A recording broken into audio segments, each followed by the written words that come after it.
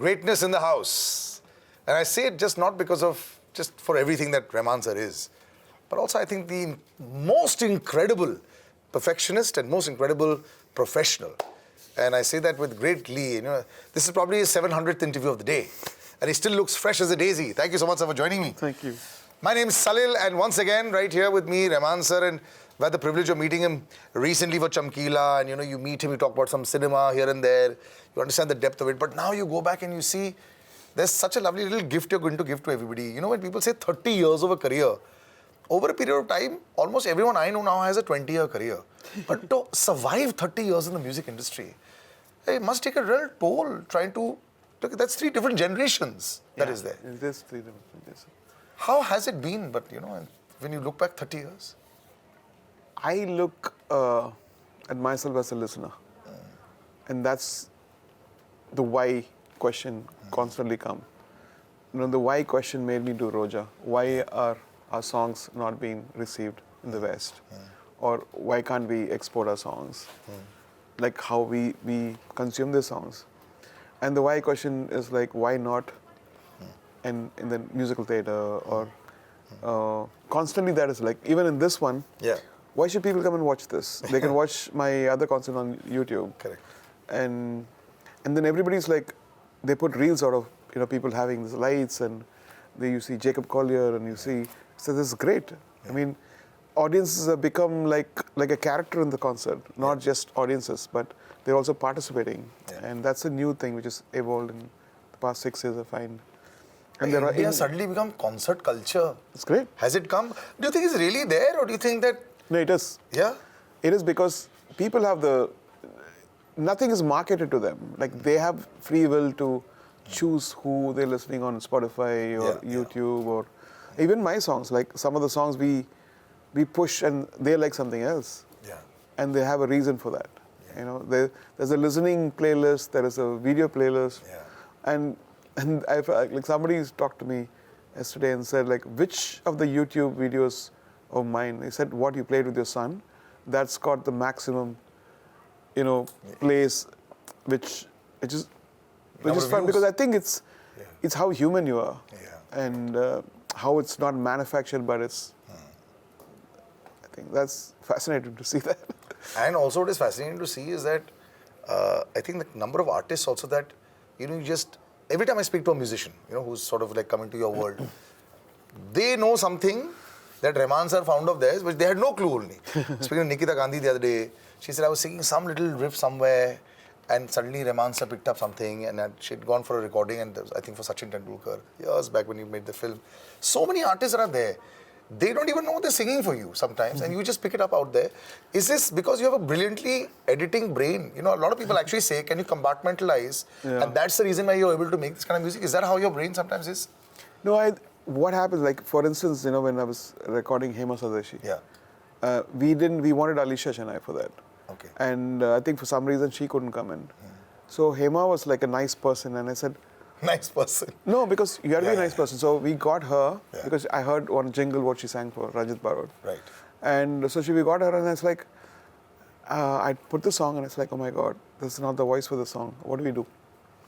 I don't want to tell it. I don't want to humiliate. So I said, like, I keep singing. And at one point, she did something. I said, this is it. This is the song. So I changed the key. Wow. And that's the truth. The truth of the voice with that key worked brilliantly. And then, and that song, like, Avara Bavara. Yes, but I like the fact that you also didn't want to cut the singer out. A lot of people don't think like that because they think because I had the time. See, if I don't have the time, then I'll get annoyed. Oh, this is not the right singer. Right, But if you like some aspect of that singer, many times you change the key. Really? Shakti Sri came as an architect to. So Maniji's, you know, our lyricist, Vairamuthuji, he had a holiday in Switzerland. Right. I said, I want to do this song. Right. Then we go to his book and we open a page and say, oh, this is nice. What? So we have a tune. And this fits what we picked up the page. It fit to the tune. And said, who's going to sing? So I see this girl, said, I'm an architect. I want to pitch my ideas. I said, no, I asked for an architect. So she said, I'm also a singer. We want to check the CD. And she's giving it to you. I said, come and sing the song. Wow. talk about luck, and eventually, but she obviously knew you're the AR Rahman. So when she's giving you a CD, nobody gets that kind of like private space with you anyway, right? So she was very lucky, and No, I treat it as my luck. yeah, That is the voice which defined the song, Nenjikulla, right? yeah. I think sometimes you get really lucky over there. When you go out on stage over there, so many people now expect like this big, fantastic show because you're there and you're known for your big shows. What's the one thing about performing live that you really love? And every time, say you sing a Maa Tujhe Salam, can you sort of like conjure up all those emotions? And you're singing in D.Y. Patil Stadium, which is used to like huge sound, huge crowd. People watch cricket matches there. People watch all these concerts there. Do you get that buzz? I'm trying to deconstruct everything. Like, this produced concert is what we've had all this. Yeah. So how can you deconstruct it and make it more human? And because the audience is also involving in it. So we're going to experiment that a little bit. Yeah. When do you start, saying that because a lot of people actually start experimenting when they get bored of the stuff that they have. In your case, that's not always the case. You're just always experimenting. Because I'm always bored. Really? but what if the public likes a certain kind of sound? On the other hand, sometimes earlier, about 10 years back, your critics used to say, he sounds very similar. Oh, yeah. There was a time when That they was used to always... say that. The first movie, second movie, they said you sound similar. Did it hurt you ever when you had criticism like that? No, it constantly pushed me. Yeah. See, sometimes they're not knowing what they're saying. Right, yeah. For instance, a person who's critiquing, oh, I don't like his music now, has not listened to the other stuff I've done. Right, yeah. Suppose I'm making English movies, I'm making Tamil movies, I'm making Telugu, I'm making Hindi. Yeah. I'm not a superhuman to make the same kind of stuff in one language. I'm doing something else. I'm having the creative satisfaction I'm doing. But their expectation is, can you give a Roja again? Yeah. Yeah. It's a strangely unquenchable thirst. Yeah, I was going to say, is that one song? But if I do it again, they're going to throw me out. Oh, he's doing the same thing. I liked something and I did that, and that's why it succeeded.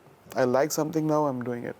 Not because somebody wants it, because it's my personality to like something and do that and give it to people, right? So Would that song, I respect what they're saying, but... True, but with that song only, do you think that defines AR Rahman also? And it's something, the first song that people like to listen to, yours Which one? Roja?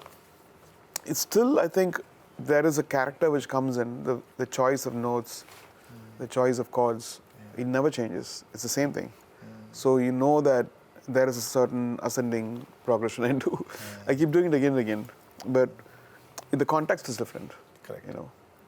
It's like using dissolve in a movie. Yeah, actually, when it just goes into from one scene into another scene. Okay, lots of places that you performed, when you're out there, of course, Bombay also being one of those places. Do you remember one of those performances where you just were shocked with the kind of reaction that the crowds gave you? Because they always expect a huge spectacle with AR Rahman. Yeah, I think sometimes the most unexpected songs have that kind of reception.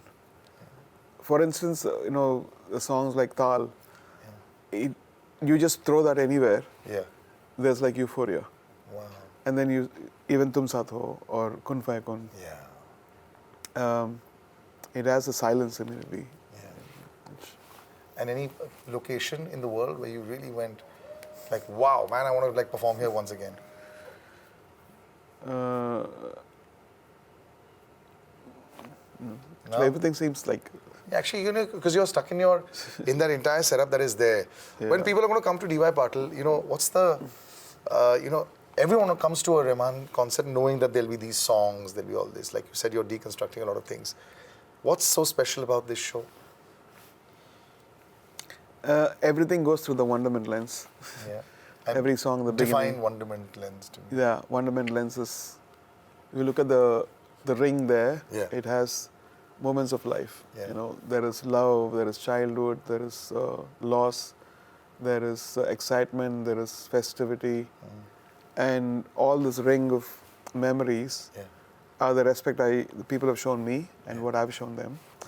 And so I culminated everything into Wonderment. So like the gift of generosity, the blessing of every breath and love, and people really coming to this concert, buying the tickets, dressing up, taking the car or transportation, coming in, parking the thing, like that itself is so moving to say, to support your artists.